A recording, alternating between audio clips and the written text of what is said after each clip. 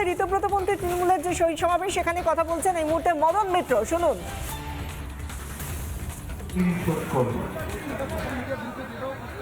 সবার আগে আপনারা আমাকে গ্যারেন্টি দিন, কেউ ইট মারবেন না, কেউ পাথর মারবেন না, কেউ গালাগাল দেবেন না।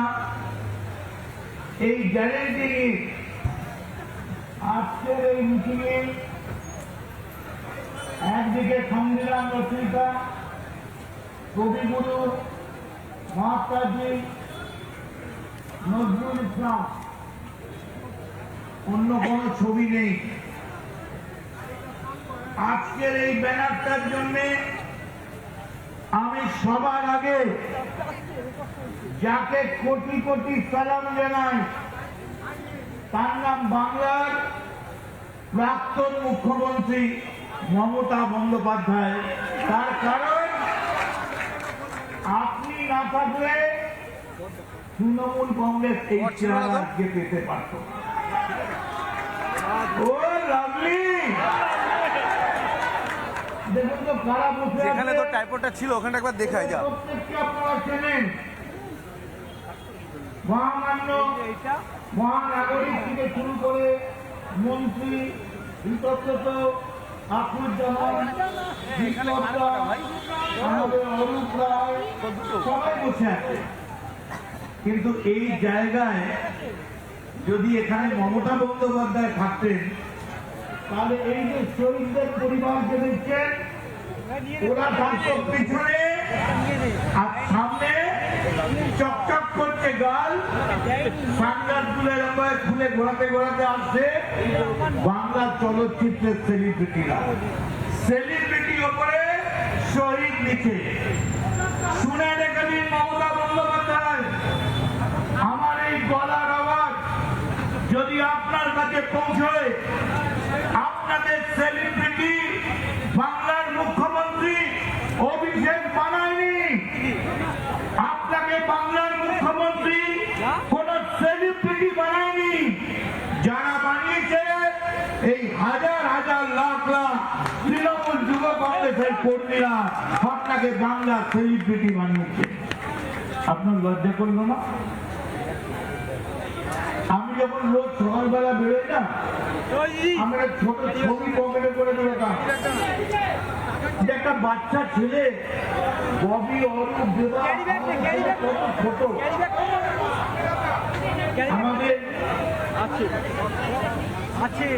বিকল্প থেকে শুরু করে আমাদের আরো যারা নেতৃত্ব আছে, একটা ছোট্ট ছেলে কত কষ্ট করে রোজগার করে লিফট অ্যান্ড বাউন্সের নামে, আর সমস্ত টাকাটা দিয়ে প্লেন আর হেলিকপ্টার কিনে সেই দিয়ে গোটা পার্টিটার খরচ চালায়। সেলাম অভিষেক, আমি তোমায় সেলাম জানাই। কিন্তু যেদিন খবরের কাগজে দেখলাম অরূপ বিশ্বাস দিয়ে তালা চাবিটা মেরে, দাদা এখানে বসলে নড়লে হবে না, নড়লে আমার ব্রেনও নড়ছে, নড়বেন না। অভিষেকের পিতৃদেবের ছিল না, ওটা তৃণমূল কংগ্রেসের টাকা ছিল। যে তৃণমূল কংগ্রেসের কর্মীরা রাস্তায় হেঁটে পায় হেঁটে মিছিল করে, লজ্জা লাগে? আজকের এই 3 টুকরোর জন্য কে দায়ী? যদি হিম্মত থাকে মমতা বন্দ্যোপাধ্যায়, আপনি হেঁটে আসুন। মমতা বন্দ্যোপাধ্যায় যদি আজ এই মেয়র রোডের সমাবেশে থাকতেন, অর্থাৎ ঋতব্রতপন্থী তৃণমূল না হয় যদি মমতার সমাবেশ এটা হতো, তাহলে দেখা যেত যে ঋতব্রত বন্দ্যোপাধ্যায় থেকে শুরু করে যারা যারা মঞ্চে তৃণমূলের নেতা রয়েছেন তাদেরকে পেছনের সারিতে দেখা যেত, কিন্তু দেখা যেত আসলে রূপলী পর্দার নায়ক নায়িকাদের সামনে। এমনটাই বলছেন মদন মিত্র। ছিলাম, আমার অন্যায় হয়েছিল, কেউ ঠিক পারবে না। আপনি একবারও ভাবলেন না দলটার কথা? সেই দিনটার কথা একবারও ভাবলেন না? আমি আজকে আসছিলাম ডিএল ঘাট রোড দিয়ে, কোথায় আমার 71-এর অফিস, কোথায় আমার জলের সিঁড়ি, কোথাও কিচ্ছু নেই। আমি তাই আপনাদের কাছে বলি, খোলাখুলি শুনে রেখে দিন, আমি অন্য কাউকে নয়, মমতা বন্দ্যোপাধ্যায়কে বলছি, অভিষেক 1 ঘন্টা টাইম দিয়েছে, আপনাকে আমরা 1 মাস টাইম দিচ্ছি। আপনি অভিষেকের হাত ছেড়ে দিয়ে তৃণমূল কংগ্রেসের এই যে তৃণমূলের ছেলেরা আছে তাদের হাত ধরুন। আপনার পার্টিটা তৃণমূলের পার্টি, ওটা অভিষেকের পার্টি। বন্ধ করে দিই, কি করবে এটা? কিসের জন্য? কিসের জন্য? অভিষেক আমি ব্যক্তিগতভাবে এখানে দাঁড়া, আমি ববি, দেবা, অরূপ, চন্দ্রিমাদি, আমরা যারা সাউথের লোক সব এখানে ছিলাম, শক্তিরা এই স্পটে দাঁড়িয়েছিলাম। এই সেই গান্ধী মূর্তি 1993 সালের 21শে জুলাই। মমতা বন্দ্যোপাধ্যায়ের বাড়ি আমি সকাল 8টায় গিয়েছিলাম। ভাই কেন গিয়েছিলাম বলতে পারবো না, ওটা মন্ত্রবুদ্ধির শপথ আছে। আমরা ভদ্রলোকের ছেলে, হাত দিয়ে কাটলে কালো রক্ত নয় লাল রক্ত বেরোবে, জামাটার নাম হয়তো কালো। হঠাৎ এখানে বক্তৃতা করতে দেখছি হাজার হাজার লক্ষ লোক, ওই মূর্তিকে ছাড়িয়ে পুলিশ এসে বলছে কত লোক হতে পারে। আমরা বললাম 1 লাখ 1.5 লাখ মিনিমাম এখানে হতে পারে। তাহলে দাঁড়াবে কোথায়? হঠাৎ দেখলাম 2টো মাইক, ব্যাটারি মাইক, ইচ্ছে করে কে চোঙাটা কেটে দিল। আমি ছিলাম, শোভনদার ছিল, আমরা সবাই ছিলাম, জাভেদদার ছিল, আমাদের সাউথের সবাই ছিলাম আমরা। তার কারণ এটা সাউথের স্পট ছিল।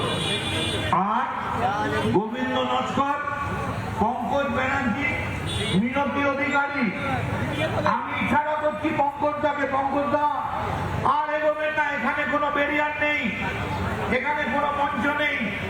পঙ্কজদা আবেগে উন্মত্ততায় পাগলের মতো হেঁটে যাচ্ছে। হঠাৎ একটা বেয়নেট দিয়ে মারলো, পঙ্কজদার এখান থেকে ফালা ফালা হয়ে লুকিয়ে পড়লো পশ্চিমবঙ্গের বিরোধী দলনেতা পঙ্কজদা। তারপর মমতা বন্দ্যোপাধ্যায় এলেন, আর কিছুক্ষণের মধ্যেই রটে গেল 5 লক্ষ লোক নিয়ে মমতা বন্দ্যোপাধ্যায় জ্যোতিবাবুকে টেনে হিঁচড়ে রাইটার থেকে বার করে তৎকালীন যুব কংগ্রেস তারা নাকি রাইটার দখল করেছে। ছড়িয়ে পড়লো গুলি, চারিপাশে গুলি। না, যেটা মিথ্যে সেটা মিথ্যে। কিন্তু আজকে দাঁড়িয়ে আমার বলতে কোনো আপত্তি নেই, এমন অবস্থায় গিয়েছিল পশ্চিমবঙ্গ। ববি, অরূপরা আমার সামনে একমত হবে, যদি মমতা বন্দ্যোপাধ্যায় মনে করতেন টেনে নামাবো জ্যোতিবাবুকে, জ্যোতিবাবুর বাইরে পালাবার কোনো জায়গা ছিল না, টেনেই নামিয়ে দেওয়া যেত 2001 1996 সালে। আপনাদের কাছে তাই সময় নষ্ট করব, শুধু এইটুকুন বলে যাই, অভিষেক এটা ঠিক, ডায়মন্ড হারবারে চমকেছি, এটা ঠিক, হিংসেতে স্বাস্থ্য সাথীকে রুখতে গিয়ে সেবাশ্রয় করেছি, এটা জেনে রাখ। তোর চমকানিতে সিপিএম চমকাতে পারে, তোর চমকানিতে 2টো তৃণমূলের ভালো কর্মী, গ্রামের কর্মী চমকাতে পারে, কিন্তু আজকের এই যে মহতী জনসভা, এই সভাকে চমকাবার ক্ষমতা তোর নেই। তাই এই মঞ্চ থেকে ও 1 ঘন্টা সময় দিয়েছে, আমি 2 ঘন্টা সময় দিয়ে গেলাম। 2 ঘন্টার মধ্যে তুই এসে এই জনসভায় এসে বল, আমি আমার অন্যায় স্বীকার করছি, আমার ভুল স্বীকার করছি, আমার জন্য এই গোটা পার্টিটা শেষ হয়ে গেছে, আমি আমার এই পাপ থেকে মুক্ত হতে চাই। প্রকাশ্য সমাবেশে আমি ক্ষমা চেয়ে বলছি, আমায় ক্ষমা করো। আর মনে রাখবেন, এটা শহীদদের বেদি, এটা পাগলুর বেদি নয়, এটা কলকাতার রসগোল্লার বেদি নয়। তাই আপনাদের সকলকে নমস্কার জানিয়ে 5 মিনিট সময় বেঁধে দিয়েছে, সেটা 7.5 মিনিট হয়ে গেছে। অতএব আর কিছু করার নেই, পেছন থেকে খোঁচা আসছে, চন্ডিমাদি স্লিপ নিয়ে দাঁড়িয়ে গেছে। তাই সবার আগে আপনাদের কাছে শুধু বলবো, আমরা কারা? আরে বলুন, আমরা কারা? আমরা কারা? লড়ছে কারা? লড়বে কারা? যাচ্ছে কারা? মেয়র রোডে, কলকাতাতে, সারা বাংলায় বন্দে মাতরম, বন্দে মাতরম, জয় বাংলা, জয় বাংলা, জয় বাংলা, জয় হিন্দ, জয় হিন্দ, জয় তৃণমূল।